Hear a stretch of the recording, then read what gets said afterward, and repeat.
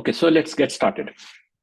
So then what we do is we look into the anonymity. This is the third part in the module 3, right? So, and some of the anonymity basics. And also, let's look into how Bitcoin can be de-anonymized. Why we need to de-anonymize? There are because there are many things like a lot of cyber communities are harboring on the Bitcoin and things like that. So just let me check if I'm recording the lecture. Yes. Okay.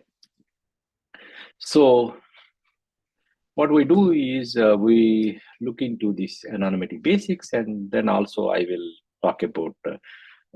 So this is the outline. So why anonymity is important in cryptocurrencies? First of all, we'll see what is the reason for anonymity, because anonymity gives us some side effects. You can say it now because of the anonymity.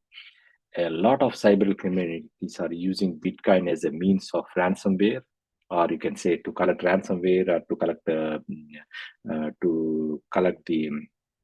ransomware for kidnapping and other kinds of things, right? And the cyber attacks and things like that. So, but why anonymity is important in the cryptocurrencies? Is it necessary, or can we do without any anonymity and things like that? So we'll see some of those dilemmas, and then we will also we'll also look into how to de-anonymize Bitcoin. For example, let's say that if there is a need for de-anonymizing, and what kind of heuristics we use to de-anonymize the Bitcoin, and let's look into some of the techniques and stuff like that. And then I will also talk about the Tor browser, because it also linked to many things, like the Tor browser. It provides anonymity. For example, if you want to communicate with the darknet and things like that, so the Tor browser will provide you anonymity over the communication, over the online channels and things like that. Basically, my interest is to show you how Tor browser works, right? Like what are the basic foundational concept it has, and how the people on the darknet are using the Tor browser. They are able to communicate, and they are not traceable on the online, even for the security agencies and things like that. So I will try to talk about what are the key mechanisms that helps Tor browser to anonymize the communication. So that is the main overline for this lecture. So first, let us look into some of the basic concepts of the anonymity, and especially how whether we need anonymity in the Bitcoin, and what exactly is mean by the anonymity in the Bitcoin. So, for example, let's say that in Bitcoin, we use pseudonyms to buy and sell Bitcoins. What is a pseudonym? In this case, if you want to buy a Bitcoin, you need to have public keys, right? Public private keys. You don't need your passport, or you don't need any personal information to be revealed. Again, I'm talking about not registering, opening an account in the online wallet software and things like that. But let's say that you can download a Bitcoin client, and then you can also buy Bitcoin and things like that, right? So you don't need to reveal your public identity, but on the other hand, you need to create some kind of pseudonymous. So what is pseudonymous? Is just the public keys to which your keys can be, to which your coins can be transferred and things like that. And let me give you an example about pseudonymous. For example, what is the email address? Email address is nothing but some kind of pseudonymous for us, right? So, for example, I can create an email with whatever name I want. For example, I can create an email with tomcruise.com or whatever it may be. So it is so email is some kind of pseudonymous for us, but we don't do that. But normally, what we do is we try to create some kind of representative pseudonym for us. But on the other hand, as long as you create a pseudonym with some name which is not trackable and things like that, then that could be used as a pseudonym. Of course, there are many things here. People can easily track using emails. For example, law enforcement departments and things like that. What they do is, when you create email, you have IP address and other kinds of information is being tagged and stuff like that. So, but it's a kind of, email is nothing but a kind of pseudonym. So in Bitcoin, we use public keys as pseudonyms, but the pseudonym is not enough if you are really looking forward to achieve the privacy, right? So recall that the ledger is public. Anyone can see the Bitcoin transactions, those involve the addresses. So data is available to each and every one, right? So if anyone can link the Bitcoin addresses to your real identity, then all of your past, present, and future transaction can be linked to your identity. So that's why Bitcoin always says that create a pair of keys for each transaction so that nobody can easily track you. But I will show you how you can use this pair of keys. Even if you generate a pair of keys for each transaction, it is possible to link your identity, and it is possible to de-anonymize the identities and things like that. One of the ways is, like, let's say that you go to a coffee shop. Let's say that you're using Bitcoin to buy a cup of coffee, right? You go to a coffee shop and buy a cup of coffee and things like that. And your public key and everything is pseudonymous. But on the other hand, your real identity is being linked at the coffee shop. For example, if somebody who is watching you, if they can see that you went to a coffee shop at around 10 o'clock and you use it, you paid by the using Bitcoin, then if they can go to the transaction log, they can easily see what is your pseudonym, right? What is your public key and things like that. If they can identify your public key, and then they can see that from where these coins are coming and how these public keys are related and things like that, so they can know a lot of information. And there are several techniques in the computer science which you can use to link all your past, future, and present transactions, and they can use profile your identity and things like that. This is exactly what we did in one of our research works, especially trying to profile the transactions and trying to profile the entities behind the transactions with their behavior. So even though people think that Bitcoin is anonymous, but there are several ways to de-anonymize the things, right? So, and why unlinkability is needed? We also talk about unlinkability.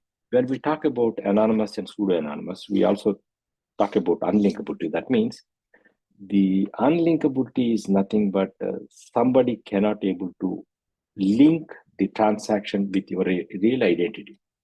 So many Bitcoin transactions require real identity. For example, if you want to open a wallet on the online platforms or something like that, you need to reveal your real identity. But even if you don't reveal your identity, the profiles can be de-anonymized by variety of side channels. Or you can say one of the side channels is the coffee shop example, right? So there are several ways which it could be de-anonymized your identity.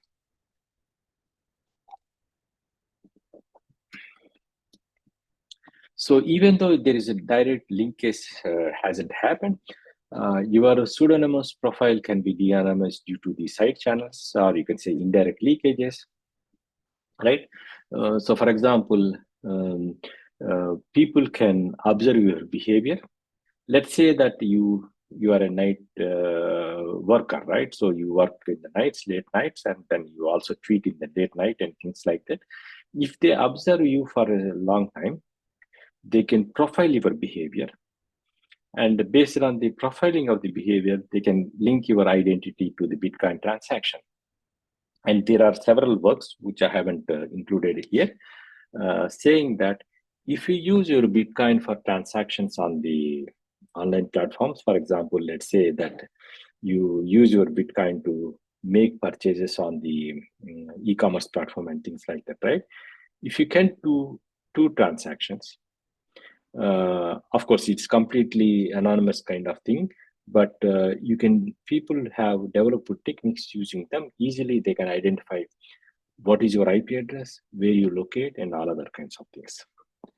So it is not as anonymous as we thought. So there is a lot of things, techniques developed in the recent years, especially because of the what you can say, the ransomware and other kinds of things, which could be used to de-anonymize things. Then you might ask one question: how the people hackers they hack the companies, they take the ransomware, and they run away.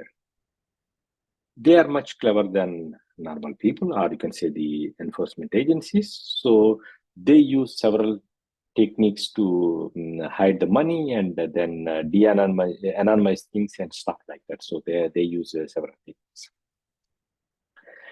Okay, so clearly pseudo-anonymity does not guarantee privacy. And we required, if you are really looking for anonymity, then you need a better mechanism.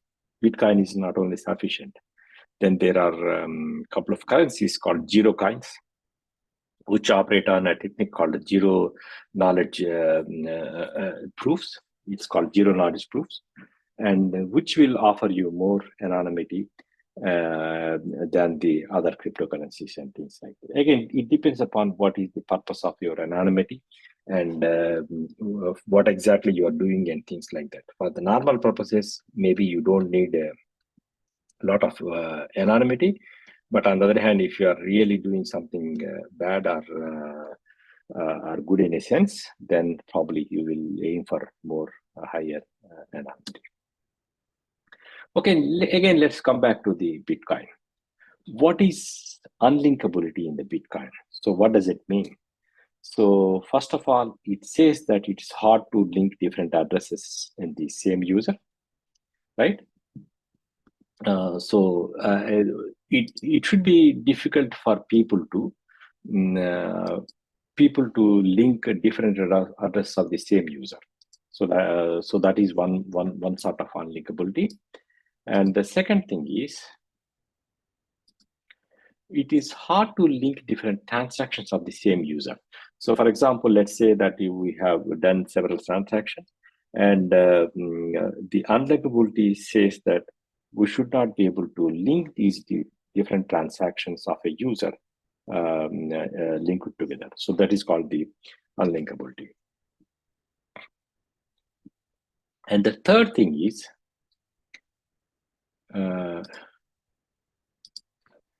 so just 1 second, I lost the pointer. Yeah.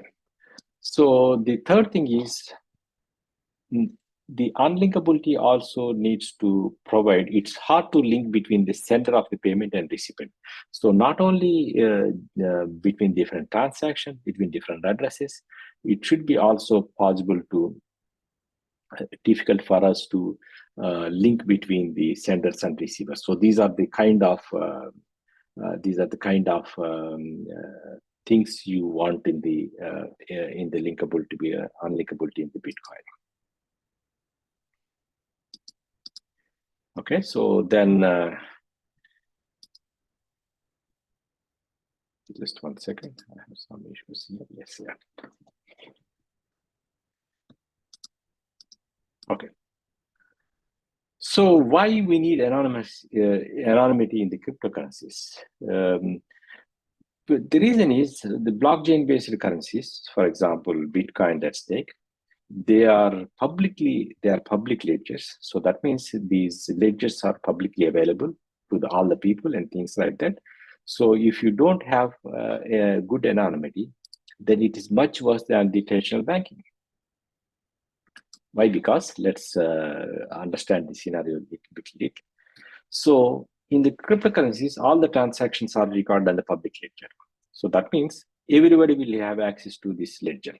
So anybody can download and then they can get the whole the ledger, and then they can look into the transactions. Of course, we argue that the transactions are anonymous in the sense that we only use public keys and things like that, right? But as I was also talking to you about, people can easily link the keys, or you can say pseudonyms, with the real entities. Like, for example, if you go to a coffee shop, or if you spend somewhere and things like that, and then you can easily de-anonymize things like that, right? So you can make a link between the address and who is the real entity is. Let's say that if that happens, what happens? Then we are in a much bad situation than the traditional banking. Let me tell you why. So, for example, let's say that I work at CBS, and then let's say that the university decided to pay me in the Bitcoin, right? So, or Bitcoin or in a cryptocurrency. And then I use my cryptocurrency to buy some stuff like the groceries and other kinds of things and everything. If I don't have any anonymity, since all the transactions are on the public ledger, people can easily see what I spent, how much money I spent on the food, and how much money I spent on the entertainment and all other things. It's completely public, right? If you imagine in the previous scenario where you have a traditional banking and a traditional bank maintaining my account, it's only the bank who knows my spending behavior. But now, if you come to the cryptocurrencies, the public ledger, then everybody can see this my spending behavior if I don't have the proper anonymity and my identity is protected. So in a sense, if you don't have the anonymity in the cryptocurrencies, it's much worse than the traditional banking. Since the ledger is publicly available, anybody can carry out these de-anonymization techniques, and they can easily identify people. Then it is completely very bad situation. So two different motivations for having anonymous the cryptocurrencies: to achieve the level of privacy as the traditional banking, and also to develop the currencies that make technically infeasible to track the participants. As I was telling you before, the zero coins and other kinds of things, they offer much more secure anonymity than the Bitcoin and other kinds of cryptocurrencies. Again, it depends upon what you do, and it depends upon that you can choose the suitable currency which offers the anonymity and things like that. Okay, when we talk about anonymity, we always think about money laundering, because money laundering is one of the biggest challenges for the regulatory agencies and things like that. And because of the cryptocurrencies, now people easily can move funds from one country to other country, and also do a lot of money laundering practices and things like that. Of course, it's a legitimate worry, but on the other hand, even if you use cryptocurrencies to do money laundering, you can easily identify, because it is not different than the traditional banking, right? So the reason is, you will have to, so for example, let's see how money laundering happens, right? So let's say that you have some kind of dirty money, either a black money or money which you got to some extraction or some legal activities and things like that. Then what you try to do is you try to somehow deposit into the regulatory systems like the banks and other kinds of things, because you have to transfer the money, right? And then they put into some sort of the banks, Deutsche Bank and things like that. And then they use different layering techniques. What does it mean? So they will make sure that transfer to different accounts, so that it is not try to hide the source from where these things are coming. So this is called the layering technique in the money laundering. And then finally, it is sent to the purposes, target places, and then where it will be invested and things like that. So one of the things we have to understand here is, even if it is cryptocurrencies are used for money laundering, at some point of the time, they have to convert into fiat currencies. For example, let's say that they want to buy a house or something like that, they want to invest in some property, then you have to convert these cryptocurrencies into fiat currencies. There exactly you can maybe catch the money laundering practices, because then if you ask for source, and then probably you will have bit of problems there, right? So all the federal agencies who are looking over these money laundering practices and things like that, they look exactly the same thing. If you are trying to move huge amount of cash, then no matter what cryptocurrencies or whatever it may be, you will come into their purview and things like that. I'm not just talking about small amounts of money. Let's say that if I get $100 million, which is a quite huge amount of money, and then if I try to do some money laundering practices and move to some places, then it is easily noticeable, because this is a huge amount of money, right? So, and then it also harbored many places for Silk Road and other kinds of. You might have heard about Silk Road, right? Silk Road is a darknet marketplace. It's like Amazon, you can say, right? So Amazon is in public domain, a marketplace where people will buy and sell stuff. But Silk Road is a darknet marketplace where you get where people will sell drugs and a lot of illegal and cyber criminal activities, right? Many times when the companies are attacked by these hackers, they steal the data and they blackmail the companies to provide ransomware and things like that. If they don't get the money for the ransomware, what they asked for, and then they sell these data over the darknet marketplaces and things like that. So, and how the SilkNet works. So basically, you want to buy some, let's say, some drugs or some illegal activity, right? So you convert into some kind of cryptocurrency, Bitcoin, and then you go to the marketplace, darknet marketplace. How do you go there? Use a Tor browser and things like that. So that's why I also include how Tor browser works and things like that. And then you buy, and the Silk Road, which is now closed down by the US authorities, they actually take some share, and then they transfer money to the vendor and things like that. They act as the middle place, just like the Amazon. So Amazon allows vendors to sell their products, and it takes some cut. Similar to that, this is on the darknet.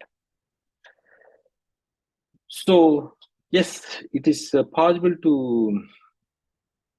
This is technology, right? You can be used for good purposes and it can be used for bad purposes.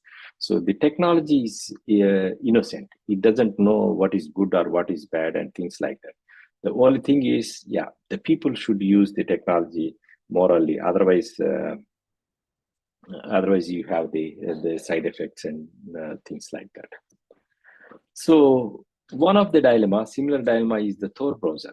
Tor browser is a browser which is used for anonymous communication. And do you know who has developed that? And for example, federal agencies were quite heavily involved. NSA and other kinds of people, they were quite heavily involved on the Tor browser and the development of this dark net and things like that. So the reason is they want to communicate securely, right? For example, let's take the US military and things like that, right? They want to communicate. They need communication, right, across different entities and things like that. They don't want to do it on normal online platforms. So that's why they invented this Tor browser and also this darknet protocols and things like that. Again, they don't want to be alone, because then if the defense is only using this Tor browser and darknet, then it is easy for the people to identify intercept the communication and then read things like that. So that's why what they did is, it was a project funded by the US government, State Department, all these protocols, Tor browser and developed by them. And then they kept it open. So they opened it to the normal public, because the reason is they want normal public and everybody to want to use it. Otherwise, they will be alone people who are using these protocols, and then they can be easily observed and demystified and things like that. So that's why they made it open for the people to use it. So who uses this Tor browser and things like that? Normal people, and especially journalists and activists like Snowden and other kinds of people who want to communicate anonymously over the platforms, online platform and things like that. You have the FBI and other federal agencies, law enforcement agencies, and we have cyber criminal, the hackers and the other paper people they use for malware and things like that, and the child pornographers and other kinds of all the cyber criminal illicit activities people they use it, right? So, but it's a technology which could be used both for the good purposes and bad purposes. So this is a good example of it. Any questions or comments? How many of you heard about Tor browser and darknet?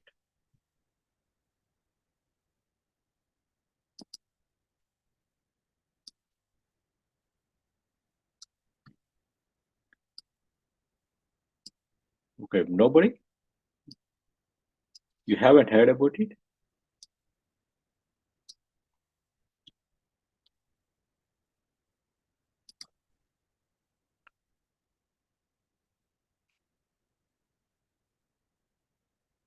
Okay, so yeah, I have few slides about telling what it is a Tor browser and how it works and things like that, right? So, okay, so let's proceed further. And again, when we look into this anonymity, remember we were discussing about eCash. David Comp in 1982, he developed a blind signatures. So this is one of the first initial digital currencies which tries to provide much anonymity and without signers knowing about maybe let me use this example, right? So remember this example we discussed it a lot. So for example, let's say that how could the anonymous eCash works using blind signatures. So that means you have a bank and you don't want your bank to know for which purposes you are using this money for. Then what you can do is you can use anonymous eCash using blind signatures. Remember, we discussed this in one of the initial lectures, right? And you can ask the bank to sign it. So basically, you will decide the amount of coin you want to have, and you will choose a serial number, and you will send this. You will hash this serial number and send it to the bank, and the bank will sign it. So the bank doesn't know anything about your serial number of the coin which you are using, and then you send it to your friend in an exchange of a service and things like that, and then the vendor or your friend will deposit this coin into the bank, right? But the beauty of this blind signatures is that the bank has no way to link your name and the serial number, right? If you use some standard denominations, for example, let's say that if you ask the bank to create a currency coin for 31.62, then there is a chance that bank will easily match the denomination and your identity, right? But on the other hand, let's say that you ask the bank to sign coins, 10 coins, which is a normal, very standard denomination, like the 10 rupee note and things like that. The bank has no way of identifying the linking the your identity with the serial number because the bank doesn't know serial numbers, right? So only bank knows only the serial number when the vendor actually deposits this coin. At that time, it will only check whether the serial number is in the spent coins or not, right?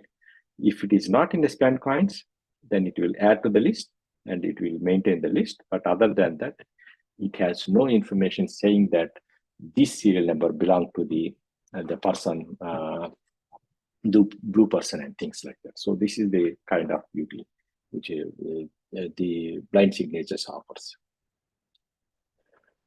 Okay, so the bank cannot link between the two users.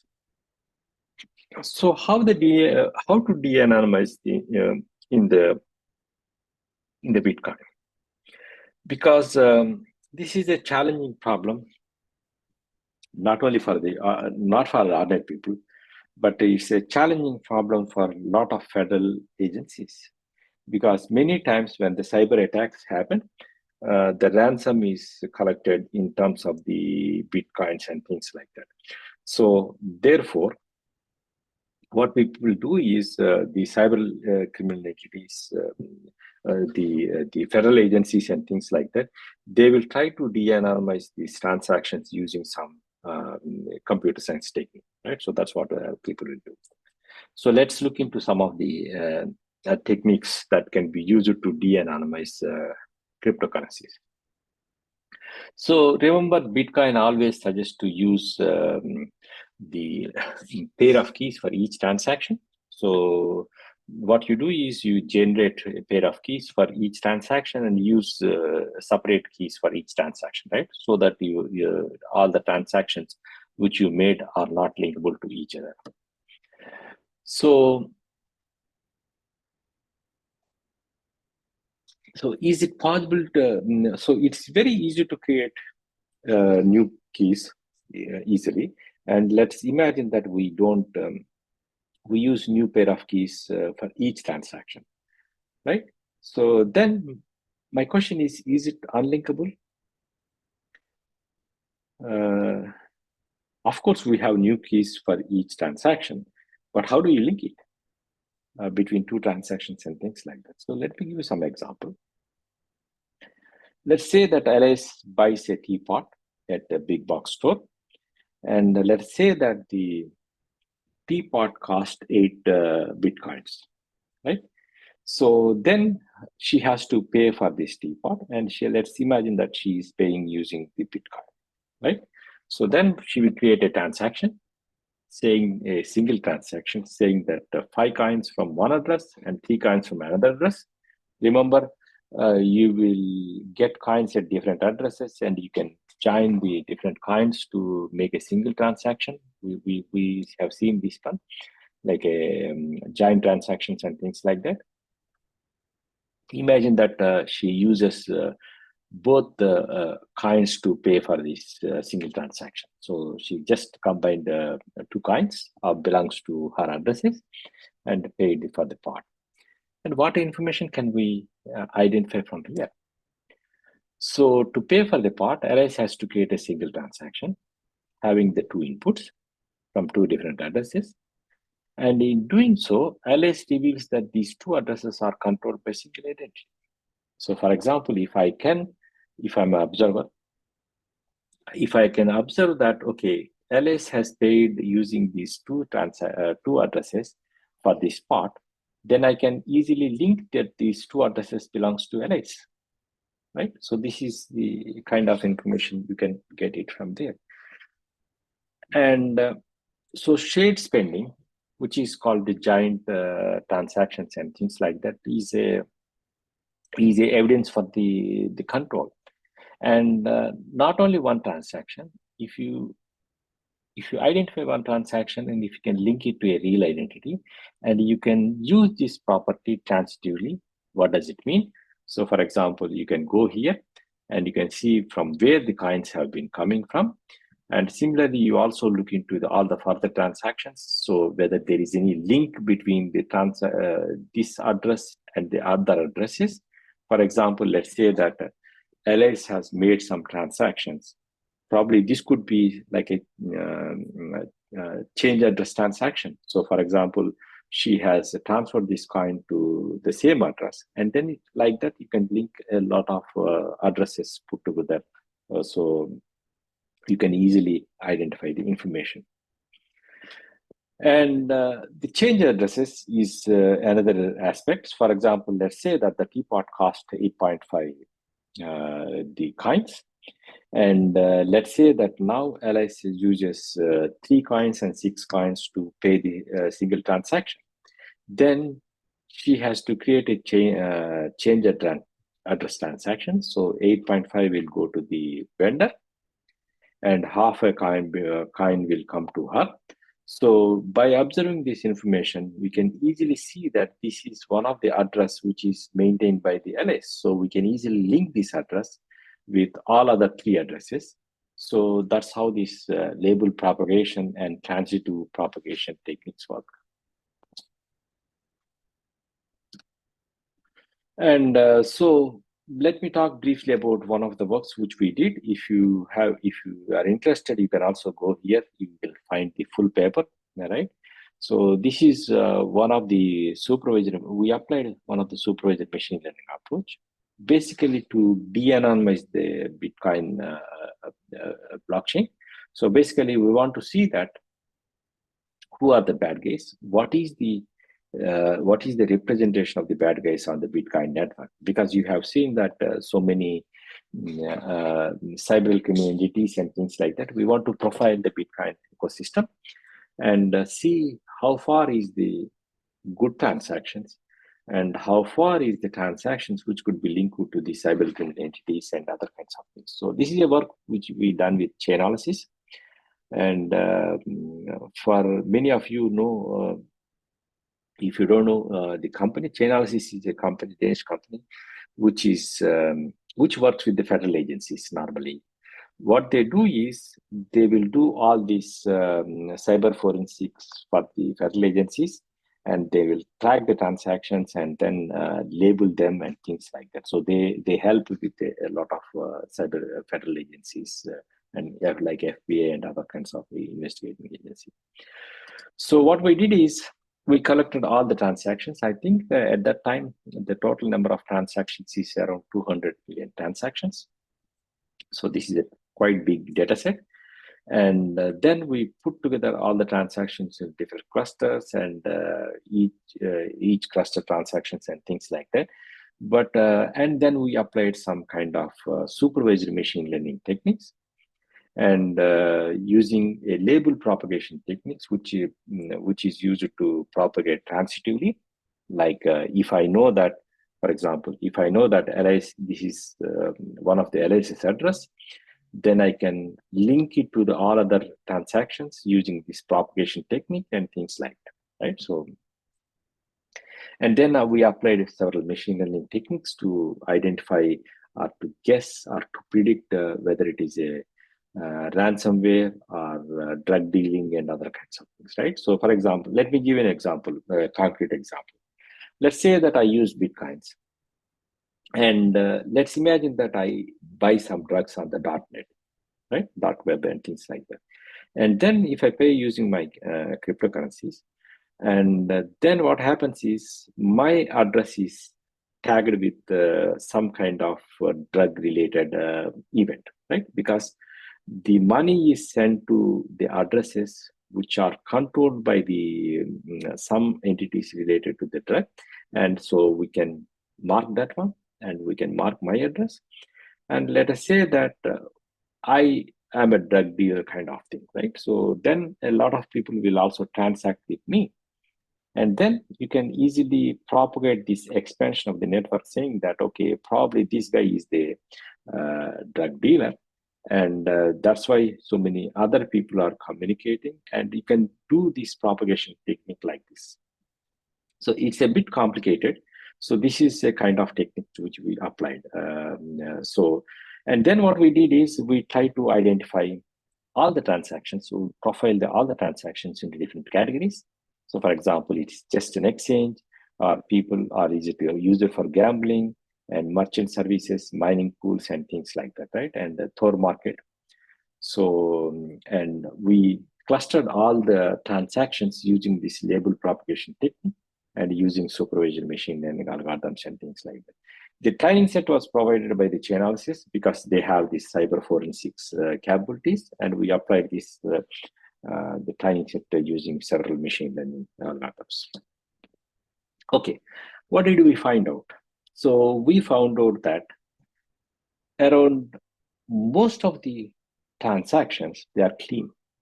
Either exchange, people use it as part of the exchanges, so wallets and things like that.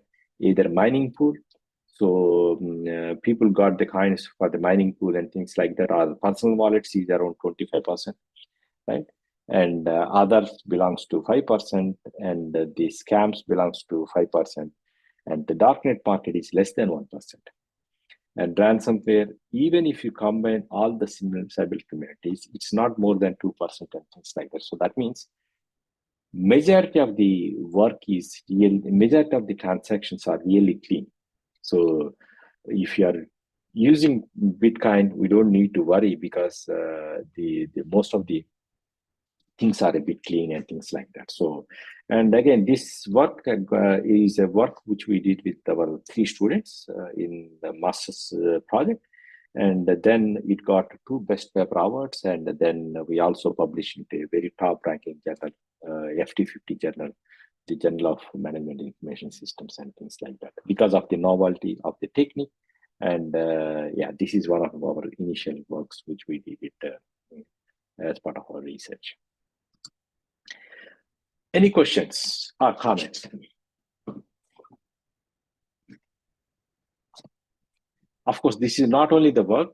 There are several other techniques as well. So, of course, I haven't shown you all the techniques, but there are several techniques which could be used to track and profile you, right? So, and again, here we didn't find out exactly who is the bad person, who is the cyber criminality. It's like, it's not like trying to find the name of who is the owner of this transaction. Our work is only mainly focused about whether this transaction is some kind of illicit transaction or not. Or you can say this transaction could be linked to ransomware, or it could be linked to the personal wallet, or it could be linked to the darknet market or something like that. So that is only what we dip into it. And it is for the federal agencies, if they want to look into these transactions, and then they can see if they can track them to the IP addresses and the location, physical locations, and the people and stuff like that. Okay, so let me quickly go through the mixing. So again, how do you achieve anonymity? So as I was mentioning before as well, so what you do is you will mix coins with others so that you will not be tracked. So to protect anonymity, use an intermediary. So what will happen is then you will, let's say that you will combine with people, and then everybody will put their coins, and then you will generate new coins, and the coins will be addressed, new addresses will be generated, and the new coins will be produced, right? So for example, let's say each put 10 Bitcoins, and then they transfer to the common addresses, and then the other side, the address changes will happen and things like that. So for that, you need an intermediary, because you need to transfer to someone, and then the someone should give you the new coins and things like that. So that is what normally online wallets do. Online wallets, what they do is you transfer the coins to your address in the online wallet, but they don't keep the coins there itself. What they do is like the bank, right? So you go to the bank and you deposit whatever the cash you have with you. But on the other hand, the bank don't keep that cash separately in your account or something like that. So of course they maintain the balance in your account, but they don't only save the currency notes which you have deposited as a separate lot. They mix with the whole lot, and whenever you want money, you go to the bank and then you withdraw cash, and you get completely different cash because all the money is pooled up and things like that. Similarly, here also cryptocurrencies, the same thing happens. You send coins to common addresses and you mix them, and online wallets also do the same thing. They collect all the coins and put together, and whenever you want some transaction, they will give it to you from the pool and things like that. Okay, so again, do they provide anonymity? Not really, because even to open an account with online wallets, you need to provide information and things like that. So, and they work in the purview of the federal agency. So if the federal agencies was, they have to give all the information and things like that. So, but some of the mixing services, another option is to use mixing services. They promise to not to keep records, and they don't ask for any identity, but you have to believe them.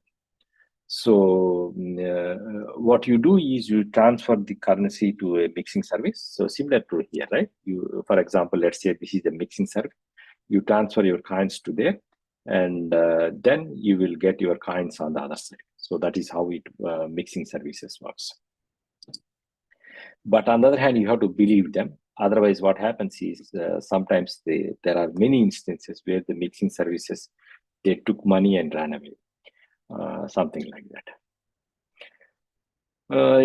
Assume that you need trust requirements and anonymity, and then the online wallet is not an acceptable property. On the other hand, what people do is they will use series of mixers. This is exactly what happens when you want to hide your currency, when you want not to be tracked by the agencies and things like that. So what you do is you will send your coins to mixers, a series of mixers. So you transfer a coin, and then you will get a new coin, and you will go through another mixer, and it will go through another mixer. This is like a change address. In case of change address, you have a direct relationship, but here the relationship is broken because it is like taking your currency and mixing with the big pool of money and taking your money back, right? So, for example, let's say that I have 1,000 rupees and I want to mix these 1,000 rupees so that I don't want to be tracked.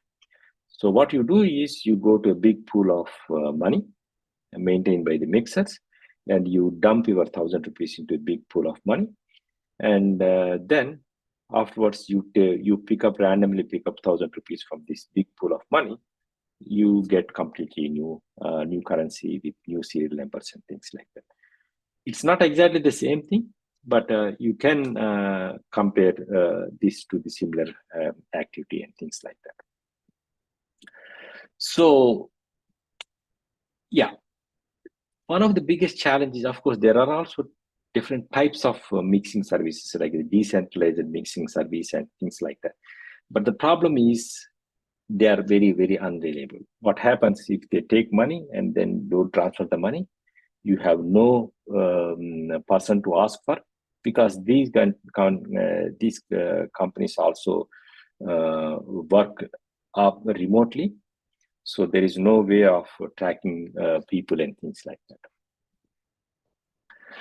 Okay, so let me quickly, any questions so far? Okay, so let me quickly go through this Tor browser. So many times when you need anonymity, so people use Tor browser. So what does it mean? So it uses a onion protocol. So that's why always you have this onion symbol for that. So the main reason is it works in the series of layers. Let's try to understand how it works, right? Let's say that you have few senders. Let's say that we have few receivers, right? On the other hand. So how the communication works, let's say that this is big internet. So you have a request, and the request will be routed to several servers. And on the other hand, the request will reach the recipient to which the message is targeted for, and you will get a response back and things like that. The biggest challenge on the internet is, since the communication is visible, anybody can track the communication, and then they can observe the communication, and then they can see that you are communicating with this guy and things like that. But on the other hand, how the anonymous communication works?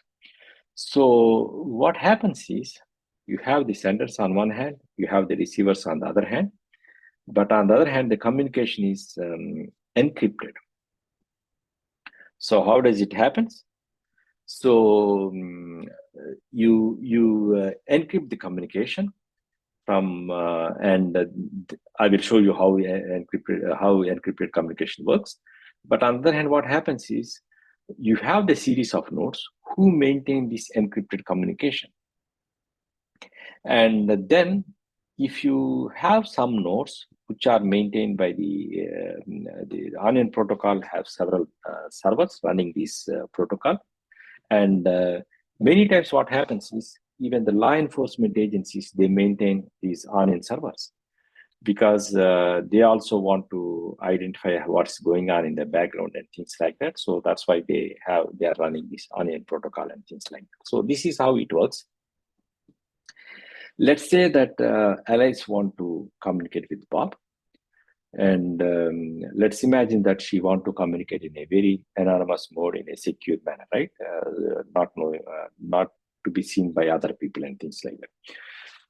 She will encrypt the communication from her to the first node, and then the communication from the first node to the second node is also encrypted, and from the second to the third node is also encrypted. And maybe Bob doesn't use encryption, and then this node will what it will identify is, okay, it will send the plain message to Bob and things like that. So again, how this encryption works? Again, we use different.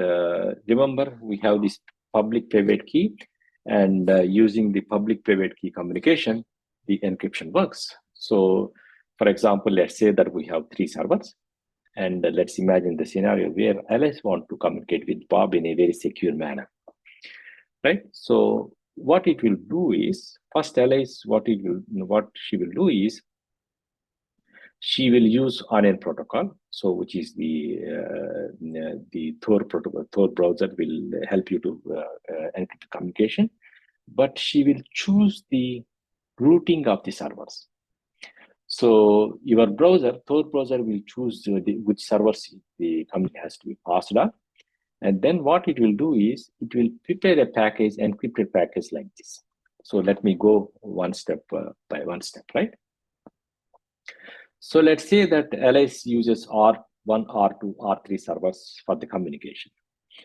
Then what she will do is, this is the block line which contains the message which she want to send it to Bob.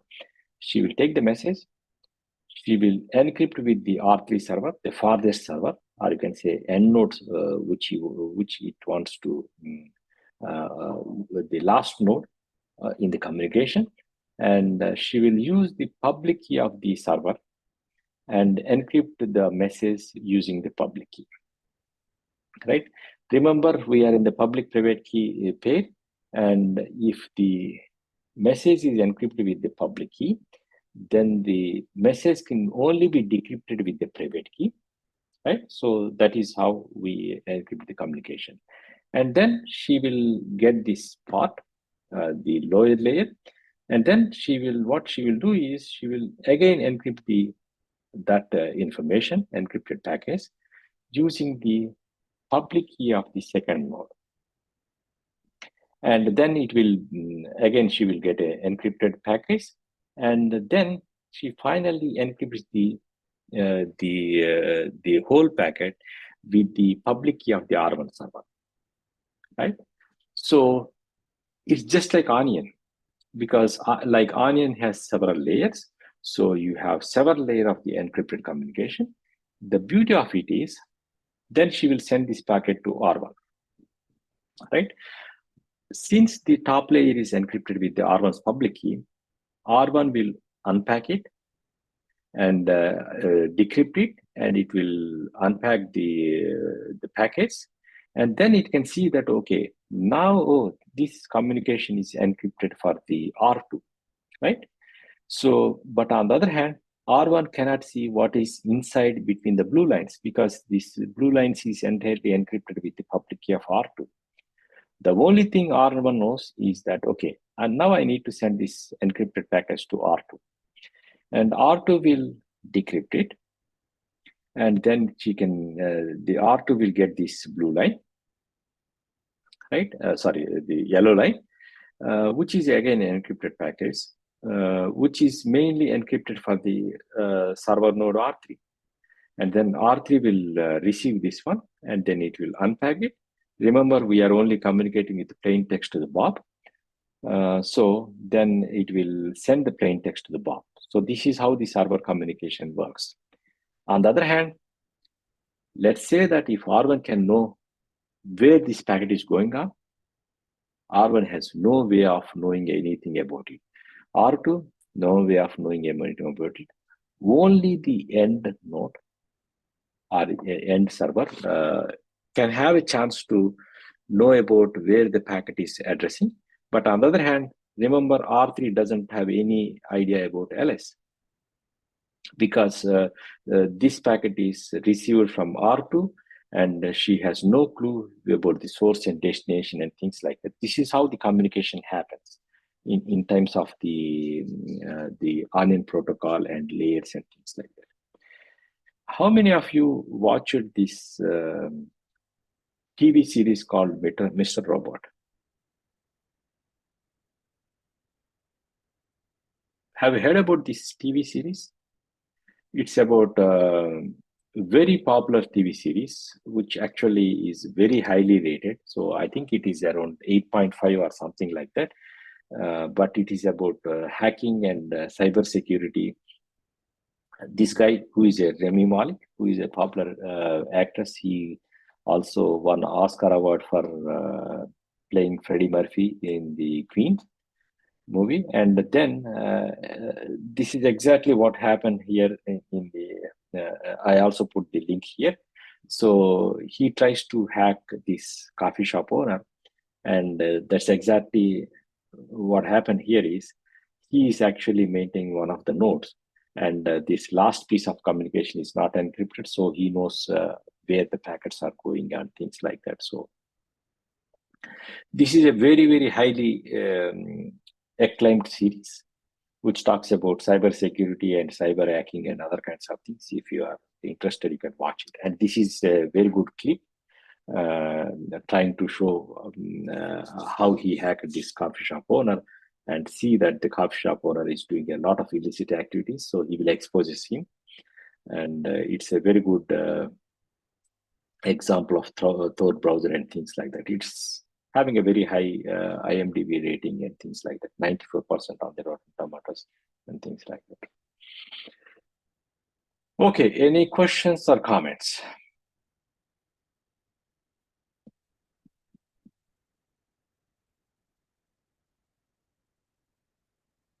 Are you still there?